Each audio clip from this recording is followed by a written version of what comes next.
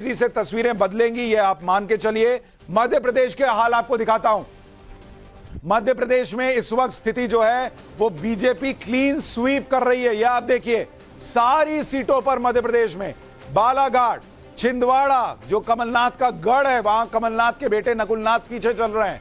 बालाघाट, छिंदवाड़ा, गुना, जबलपुर, मंडला, रतलाम, चौडाल, विदिशा, बैतूल, दमोह, ग्वालियर, खजुराहो, मंदसौर, रीवा, सीधी, टीकमगढ़, सागर, मुरैना, खंडवा, होशंगाबाद, देवास, भिंड और भोपाल, धार, इंदौर, खरगोन, राजगढ़, सतना, उज्जैन, ये सारी सीटें 29 की 29 सीटों पर जो बीजेपी आगे चल रही है मध्य प्रदेश में। सिर्फ एक राजगढ़ की सीट है जहां पर कांग्रेस सुबह में थोड़ी देर के लिए आगे हुई थी, लेकिन उसके बाद से बीजेपी ने मध्य प्रदेश में क्लीन स्वीप किया हुआ है और सारी सीटों पर लगातार मध्य प्रदेश में बीजेपी आगे चल रही है। एक और बड़ी खबर आपको बता दूं, ब्रेकिंग बताइए दर्शकों को, अनंतनाग से महबूबा मुफ्ती पीछे चल रही हैं। और एक और बड़ी खबर, हैदराबाद से ओवैसी पीछे हो गए हैं। ये बहुत बड़ी खबर, माधवी लता हैदराबाद में आगे हो गई हैं और वहां पर असदुद्दीन ओवैसी पीछे हो गए हैं। ये बड़ी खबर आ रही है। अवधेश जी, आपको लगता है हैदराबाद में कोई उलटफेर संभव है क्या? सच है कि माधवी लता ने जो चुनाव लड़ा है, पूरे देश का ध्यान गया है। बीजेपी के परिवार के अंदर वो एक हीरोइन और स्टार प्रचारक बन के उभरी हैं। उनके हाव भाव सब आकर्षित किए हैं। उन्होंने जिस ढंग से नैतिकता की बात की और मोहल्लों में जा कर किया है, तो ओवैसी जी को उनके अपने क्षेत्र तक काफी समय तक सीमित रखा है।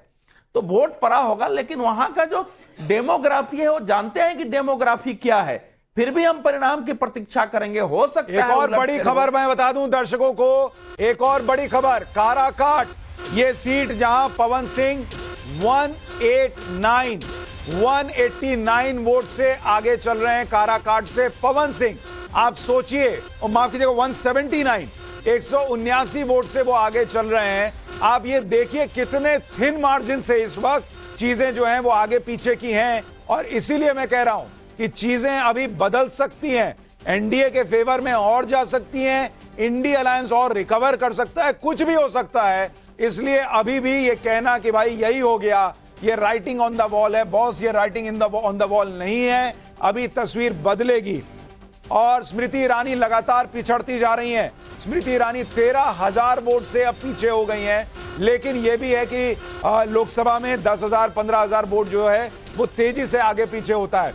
अब्बास हैदर, समाजवादी पार्टी के प्रवक्ता, हमारे साथ जुड़े हुए हैं। अब्बास भाई, बहुत स्वागत आपका। बहुत बढ़िया, आप लोग यूपी में लड़ रहे हैं। हालांकि चीजें बहुत क्लोज मार्जिन में चल रही हैं, कहना मुश्किल, लेकिन आप लोगों ने फाइट अभी तक कम से कम यूपी में दी हुई है। जी देखिए सुशांत भाई, एक और भी ब्रेकिंग चलवा दीजिए कि प्रधानमंत्री नरेंद्र मोदी जी भी वाराणसी से पीछे हो गए हैं। अभी ये 15 मिनट पहले का जो ये पुरानी खबर है अब्बास भाई, आगे चल रहे हैं पीएम, हम लेटेस्ट खबर बता रहे हैं। देखिए, ये तो 10 लाख के मार्जिन का दावा कर रहे थे, यहाँ प्रधानमंत्री जी कई राउंडों में पीछे रहे। बहुत बड़ी बात है। देखिए, मुझे लगता है आपने जो बिल्कुल सही कहा कि राइटिंग ऑन द वॉल नहीं, अभी स्थिति बदलेगी, निश्चित रूप से स्थिति बदलेगी और इंडिया गठबंधन 295 क्रॉस करेगा, सरकार बनाएगा। जहां तक उत्तर प्रदेश का सवाल है, 80 सीटें जीतने का दावा भारतीय जनता पार्टी कर रही थी और जो रुझान आ रहे हैं हमारे आपके सबके सामने है। देखिए, मुझे लगता है कहीं ना कहीं जो देश की जनता है, खासकर उत्तर प्रदेश की जनता ने जो भारतीय जनता पार्टी की नकारात्मक राजनीति थी उसको ठुकराया है, उसको नकारा है। भारतीय जनता पार्टी की राजनीति को ठुकरा के एक सकारात्मक दिशा में जनता ने वोट किया है। जनता ने वोट किया है। चलिए एक बार वाराणसी चलते हैं। हमारे साथ अजय राय जुड़ गए हैं जो कि हमारे सहयोगी आशुतोष के साथ मौजूद हैं। सुनते हैं क्या कह रहे हैं। पूरे देश की स्थिति है और खासतौर से उत्तर प्रदेश की स्थिति है तो मामला लगभग 50-50 का है और खुद प्रधानमंत्री नरेंद्र मोदी की जो सीट है वो भी फंसी हुई दिखाई पड़ रही है। हमारे साथ अजय राय जी हैं। जोरदार मुकाबला देखने को मिल रहा है, न सिर्फ देश में, उत्तर प्रदेश में, बल्कि प्रधानमंत्री के संसदीय क्षेत्र वाराणसी में भी। फंसी नहीं है, हार रहे हैं आशुतोष जी। मोदी चुनाव बनारस की जनता को हरा रही है। मैं तो एक निमित्त मात्र उनका एक प्रतिनिधि हूं। मैं 14 भी लड़ा, 19 भी लड़ा। जनता को लगा कि नहीं भाई, प्रधानमंत्री चुन रहे हैं, प्रधानमंत्री चुन रहे हैं और बड़ा व्यक्ति हो जाएगा, बनारस का हमारा कायाकल्प हो जाएगा, बनारस स्वर्ग हो जाएगा, क्वेटो हो जाएगा। जो था काशी, उसको भी खराब कर दिया इन्होंने। सारे गुजरातीकरण कर दिया, गुजरातियों लाके बैठा दिया। हर कल कारखाने में गुजरात, हर जगह ठेका में गुजरात। तो ये थोड़ी चलेगा। वोट हमारा, अब मजा तुम लोगे। सारे कल कारखाने लगा गुजरात, महाराष्ट्र से गुजरात ले गए, बनारस को नहीं चाहिए। हमारे भाई बंधु रोजगार नहीं करेंगे, केवल गुजरात के लोग नौकरी करेंगे। निश्चित तौर से काशी की जनता इस बार अपना हक अधिकार लेकर रहेगी। उनका बेटा है, उनके साथ खड़ा रहेगा और डंके की चोट पर काशी की जनता मोदी को हराएगी, भारी वोट से हराएगी। बीजेपी ने 400 का नारा दिया था, लेकिन अभी तक की जो रुझान आए हैं 300 भी वो बमुश्किल से पार कर पा रहे हैं या 300 भी नहीं पार कर पा रहे हैं। इस पूरे नारे को आप लोग किस तरीके से देखते हैं और आने वाले कुछ वक्त में क्या हालात होंगे? कितनी सीटों का अनुमान है कि आप लोग को मिलने जा रहा है और उन्हें कितने मिलना है? अभी आप देखते रहिए, आने वाला समय है, वो जो पूरा इनका इंडिया गठबंधन है वो बहुत बुरी तरीके से हारेगा। इतने बुरी तरीके से हारेगा कि अंदाजा नहीं है। इंडिया गठबंधन की सरकार बनेगी और हमारी सरकार महंगाई, बेरोजगारी, भ्रष्टाचार, बाकी सारी चीजों पर हम काबू करेंगे। अभी देखिए चुनाव में रिजल्ट आया नहीं, 2 रुपए किलो गुजरात की कंपनी अमूल का, उनके गुजरातियों का 2 रुपया दाम बढ़ा दिया। आपके सबके बच्चे होंगे, उनके छोटे बच्चे होंगे, नाती पोते, उनको आज दूध चाहिए। अजय राय जो हैं वो दावा कर रहे हैं कि भाई वाराणसी वो जीत जाएंगे। अभी पता चल जाएगा कुछ देर में, ज्यादा देर नहीं है। लेकिन हमारे हिसाब से हमारे पास जो आंकड़ा है, वाराणसी में नरेंद्र मोदी आगे चल रहे हैं। इलाहाबाद से बीजेपी के नीरज त्रिपाठी 1800 वोट से आगे हैं। अमरोहा से बीजेपी के कंवर सिंह 3403 वोट से आगे हैं। आजमगढ़ से धर्मेंद्र यादव 3900 वोट से आगे हैं। बदायूं से बीजेपी के दुर्विजय सिंह शाक्य 2794 वोट से आगे हैं। बलिया से सपा के सनातन पांडे 2128 वोट से आगे हैं। बांदा से बीजेपी के आरके सिंह 2355 वोट से आगे हैं। बांसगांव से कांग्रेस के सदल प्रसाद मात्र 355 वोट से आगे हैं। और अखिलेश यादव जो हैं, कन्नौज की ब्रेकिंग आपको बता दूं, अखिलेश यादव 66,389 वोट से आगे हैं। 89 वोट उनको मिला है। बीजेपी के सुब्रत पाठक को 38,393 वोट मिला है और बीएसपी के इमरान को 6,011, यानी अखिलेश यादव 27,996 वोट से आगे चल रहे हैं।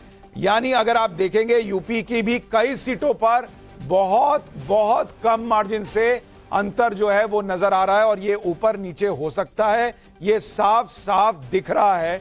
लेकिन ये जो अभी की स्थिति बनी हुई है इसमें कुछ भी हो सकता है। और केरल से हालांकि बीजेपी के लिए अच्छी खबर आ रही है। केरल में बीजेपी जो है वो 2 सीटों पर आगे दिख रही है, यानी केरल में बीजेपी का खाता खुल सकता है। उत्तराखंड में बीजेपी 5 सीट पर आगे, कर्नाटक में बीजेपी 17 सीटों पर आगे, यानी कि कुछ जगहों पर बीजेपी गेन कर रही है, कुछ जगहों पर रिटेन कर रही है और कुछ जगहों पर उसको लॉस होता हुआ भी दिख रहा है। लेकिन ये बोलते बोलते एनडीए फिर से 300 पर पहुंच गया है और इंडी अलायंस 212 पर इस वक्त नजर आ रहा है। यानी अभी भी ये चुनाव किसी भी दिशा में जा सकता है, ये साफ दिख रहा है। गुरु प्रकाश जी, कई जगहों पर आपके लोग भी बहुत कम मार्जिन से आगे हैं, तो क्या ये आपके लिए चिंता का विषय बन सकता है? नहीं, देखिए सुशांत जी, जैसा कि आपने अभी बहुत ही डिटेल एनालिसिस किया, काराकाट से 170 वोट, यहां बलिया से 300 वोट, आरा से 400 वोट, ये 300, 400, 500 का कोई मार्जिन थोड़ी होता है। उत्तर प्रदेश पूर्वांचल की सीटों में जहां आप सपा की बढ़त बता रहे हैं, वहां 1000 वोट, 2000 वोट, 1-2 राउंड में 1-2000 वोट की जो लीडिंग ट्रेलिंग होती है, इसका कोई मतलब नहीं होता है। प्रधानमंत्री जी का भी आप लोग दिखा रहे थे, प्रधानमंत्री जी का ट्विटर पे चल रहा था, जयराम रमेश ट्वीट कर रहे थे। मतलब मुझे समझ में नहीं आता है, जयराम रमेश जी इतने वरिष्ठ नेता रहे हैं, पूर्व में केंद्रीय मंत्री रहे हैं, तथाकथित बुद्धिजीवी हैं, बहुत बड़े इंटेलेक्चुअल हैं, लेकिन 1-2 राउंड में ही लगता है कि जैसे नतीजा घोषित कर दिया। ऐसा थोड़ी ना होता है। अरे भाई, 10 राउंड की अभी बची हुई है, पहले राउंड में कुछ वोट आया है, कहां का अभी बस्ता खुला था, कहां का बस्ता नहीं खुला है, आप लोग पहले पूर्वानुमान कर रहे हैं। ऐसे थोड़ी होता है। 1-2 राउंड की बात है और 1-2 राउंड में भी 10:30 बजे से पहले 302, आपके स्क्रीन का आंकड़ा 302, 300 पार तो 10 बजे कर चुके हैं, लेकिन आपको अपने आप को सांत्वना पुरस्कार देने में आनंद आ रहा है, मजा आ रहा है। लड़िए चुनाव ट्विटर पे। अच्छा, मैं दर्शकों को यह भी बता दूं, ये जो 301 का आप आंकड़ा देख रहे हैं या 300 का आंकड़ा देख रहे हैं, इसमें बीजेपी अकेले अभी 250 पर है, यानी बीजेपी 272 के बहुत करीब है और सरकार बनाने के लिए 272 का आंकड़ा चाहिए, वो एनडीए ऑलरेडी क्रॉस किया हुआ है।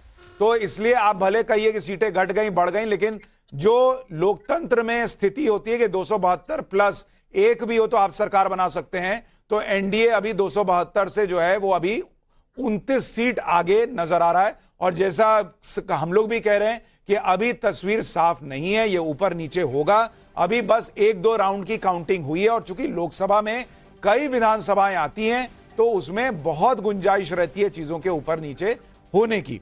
धीरेन्द्र कुमार जी एलजेपी के हमारे साथ बने हुए हैं। धीरेन्द्र जी, बिहार में क्या लग रहा है? आरजेडी, लालू जी की दोनों बेटियां पीछे हैं, लेकिन आरजेडी की सीटें तो आ रही हैं इस बार। जैसा आप